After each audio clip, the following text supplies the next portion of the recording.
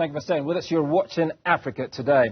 Nearly 2 months since a series of nationwide protests began, Kenyan authorities have failed to take sufficient action to hold police officers and their commanders to account for killings and attacks on protesters.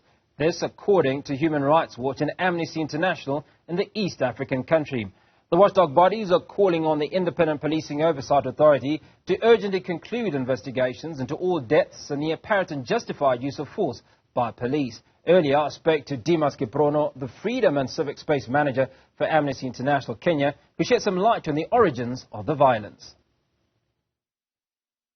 The opposition party, since the beginning of the year, has begun a series of protests complaining about the cost of living and also the composition of the elections body.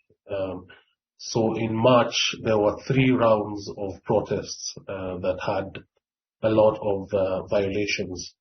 And so Amnesty International and Human Rights Watch set out to do a fact-finding mission to find out what violations happened, who got hurt, how many people were violated, and what needs to be done.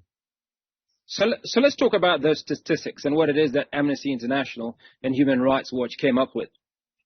After interviewing about 115 respondents, we were able to verify 12 killings that were police involved and 30 people who were seriously injured. Of the 12 killings, there were 2 babies who died as a result of tear gas getting into contact with their houses. And so they got respiratory problems and died. The youngest was 6 months old. That's obviously very unfortunate. Was this information reported in the media prior to the investigation that Amnesty International actually carried out? Yes and no. Yes, to the extent that the incidences were being reported in isolation. But what Amnesty International and Human Rights Watch did was to collate everything that happened and put it in one report, and that's what we released. Now, invariably, wherever you go across the world, the issues around police brutality are all too common. What probably differs from one state to the next is what happens in cases where police are accused of brutality, and that is, are they held to account? Do you find this happening in Kenya? It happens to some extent because we have a National Commission on Human Rights and an Independent Policing Oversight Authority that is mandated to investigate police excesses. Over the past 5 years, we've seen a lot of arrests, prosecutions of police officers who misuse their power. However, during politically instigated, especially protests that threaten the regime, we see a lower level of accountability and a lower level of investigations by the duty bearers. In this case, we are in contact with the Independent Policing Oversight Authority. They have told us that they are winding up on certain investigations, but we're yet to see the finding of the investigations. And after those investigations are done, they're usually forwarded to the Director of Public Prosecutions, who now will make the decision whether to charge. The Minister of Internal Security yesterday assured us that there will be consequences for people who abuse their power, but we're yet to see any concrete results in that front. Are you confident that this assurance from the minister will actually bear fruit, firstly? And secondly, what has been the reaction, firstly, by government itself? I suppose part of that question is answered. And secondly, by the general public. Well, the government, especially the police, were very quick to give us their statistics about the police who are hurt during the protests. But we love to remind them that they're the ones who are trained in public order. They're the ones who are trained and given the authority to prevent crime, to protect life and property. And so it is upon them to protect the Kenyans and the people who are in the streets.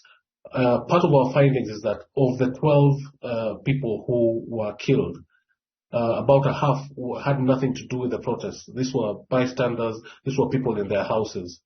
And so we need to to get accountability in terms of the use of force and firearms, and even the methods of policing, especially in informal settlements where tear gas can end up in someone's house. They cannot get out because they are running battles outside, and you find unfortunate deaths that we, like for example, what we saw, the 2 babies who just suffocated because of tear gas in their houses. In your own opinion, and obviously based on the research and investigations that you've carried out, do you feel that the police overstepped, certainly in their use of force? Was this the best method that they could have used to contain? Obviously, what I would assume was violence or escalation in the protests that were being carried out in Nairobi. The police failed. They failed in terms of the use of force and firearms. They failed in terms of fulfilling the right to peaceful protests. They are supposed to facilitate protests. They're supposed to escort the protesters. They're not supposed to get into running battles with them and end up using firearms on them. And we understand that sometimes police need to use force and firearms and even tear gas, but that should be used in a necessary, proportionate manner that is accountable. What we saw was that we saw there was an infant who was actually shot when he was playing outside. There are other innocent bystanders who are outside, and they just happened to meet with the officers, and that is how they met their fate or how they got injured. We also saw the targeting of journalists by police officers, which was quite unfortunate because journalists are supposed to report on what is going on, and they are protected under Article 34 of the Constitution of Kenya. And so we find that there were a lot of failures, and we need accountability in terms of investigations. We need the Inspector General to sit down, even with the human rights sector, to map out ways in which we can improve on policing of protests. Because in our history, we've seen, if you go back as in the 90s and the 2007 post-election violence, in the anti-electoral commission protest that happened in 2016 and 2017, we've seen that people get hurt, people get killed, and whenever the political impasse ends, when the two parties sit down, the people are the ones who are forgotten.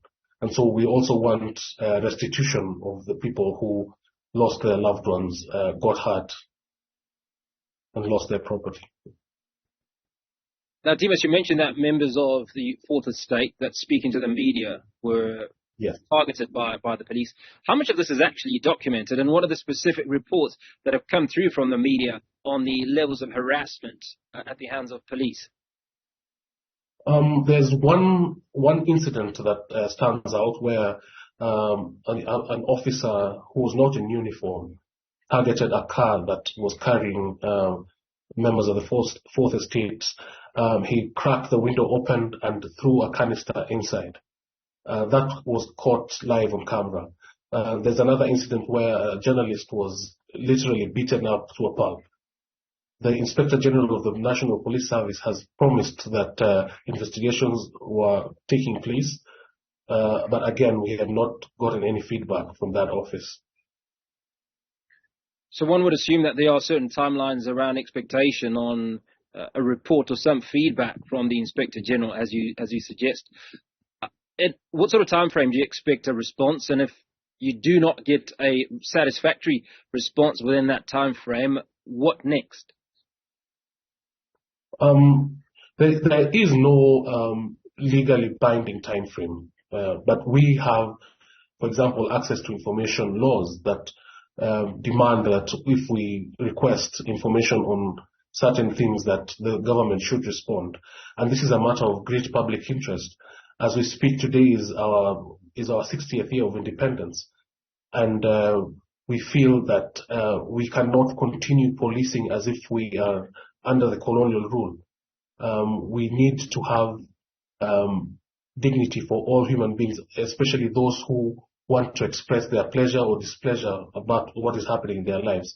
The right to protest is tied to freedom of expression, is tied to your human dignity, is tied to your right to participate and your right to associate. And so we demand that that right is fulfilled as the Constitution requires. And Demas, finally, if you just give us some insight into the general state of human rights in Kenya, particularly in the season in which William Ruto has been president. When William Ruto took over as president, he promised to end the problem of extrajudicial killings in Kenya. In fact, disbanded one police unit that has been quite notorious in terms of being suspected of disappearing people or killing people. That said, after that we saw a dip in those cases because we monitor those cases, which was a good thing, and it was one of the only circumstances in which the government actually admitted that there are squads or there are formations within it that may be violating human rights. In terms of other rights, Kenya is really undergoing hard economic times right now. And so our socio-economic rights, there's a lot of poverty around, which also precipitates other things such as crime and so on and so forth. We continue to monitor the human rights state in the country, but what we want is that the bodies that have the duties given under law, for example, the National Commission on Human Rights, the National Police Service, the National Police Service Commission, the Ministry of Interior, to ensure that every person's right is respected no matter what.